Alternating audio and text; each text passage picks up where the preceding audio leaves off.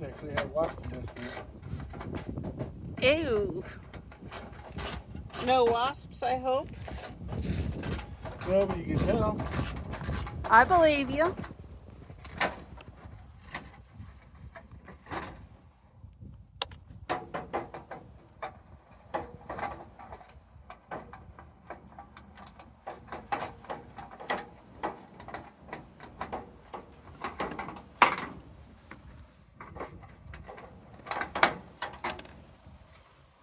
And if you take these apart, you had to take them apart because they won't take them otherwise.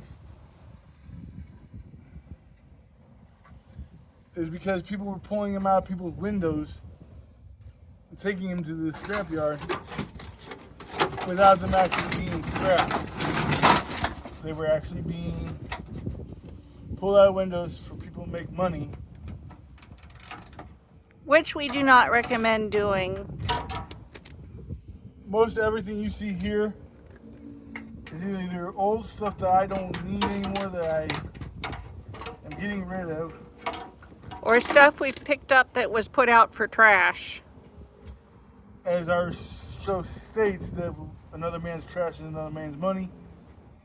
This is exactly a issue of that.